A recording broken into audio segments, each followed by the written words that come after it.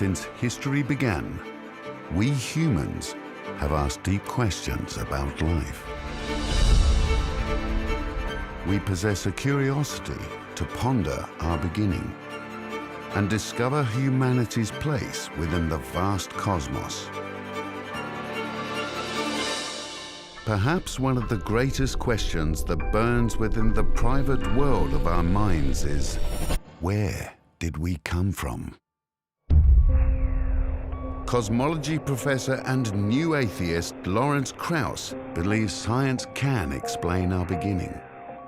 Science can plausibly tell us why there's something rather than nothing, which itself is absolutely amazing. The fact that it is not, you don't require a miracle to create a universe full of stuff, trees, the earth, stars, planets, from no space, no particles, by simple laws of physics. And while we can't argue that that definitely happened yet, the fact that it's plausible is truly amazing. The universe is truly amazing. But Professor Krauss says that it can come from nothing. Take a region of space, get rid of all the radiation, all the particles, there's literally nothing there. But in spite of the fact that there's nothing there, there's lots of things happening. And you can actually, using the laws of quantum mechanics and relativity, you can show that real particles can pop out of empty space with impunity. You can fill a universe full of matter when you had none before without violating energy conservation or anything like that. But a little more speculative, when you apply quantum mechanics to gravity, then space itself becomes a quantum variable, and you could literally pop a universe into existence where there was none before. So where did our universe come from? Well, if we're right, it didn't exist, and then boom, a small closed universe was created by quantum mechanical processes, and then afterwards we can follow its evolution. But can something really come from nothing? Can space, matter, and even laws just come into existence from actual nothing, with no thing and no one to cause them? Are we and everything we observe really the product of nothing? Some people have suggested that perhaps the universe caused itself to come into being. But I think that idea is really logically incoherent. In order to be a cause of itself, the universe would have to exist prior to its existence in order to bring itself into existence. So this is truly a vicious circle.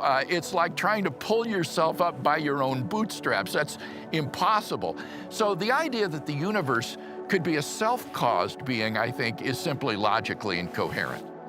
Everything we can observe in the universe, all 400 billion galaxies, and each containing hundreds of billions of stars, was contained in a region smaller than the size of an atom. The laws of physics, as we know them, break down potentially.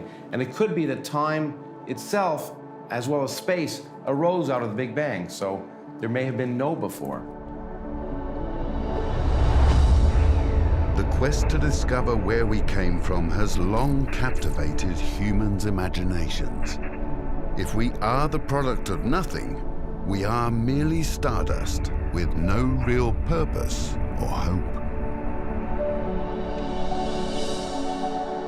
But if God created the universe, where did God come from? I think this question is simply based on a misunderstanding of who or what God is.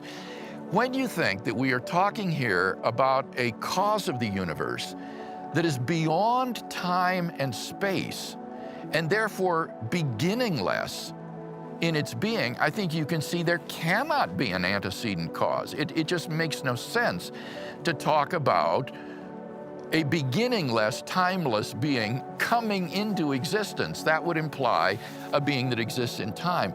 So when we're driven back to a spaceless, timeless, beginningless, immaterial cause of the universe, we've reached a being which is truly the first uncaused cause.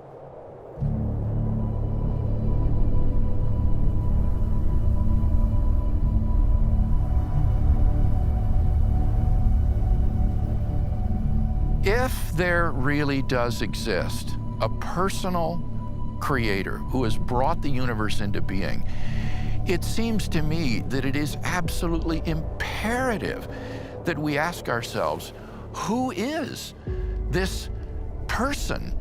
And why has he created me? Is it possible for me to know him in some more intimate way, or has he remained aloof and distant? We long to make sense of the world and our place in it.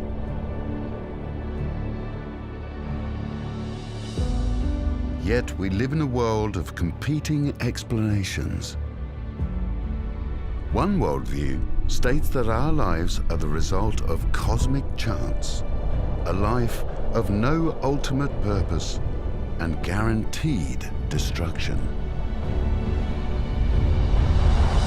But another worldview believes that we were made by a loving God who is interested in us and made us to know him. What do you think?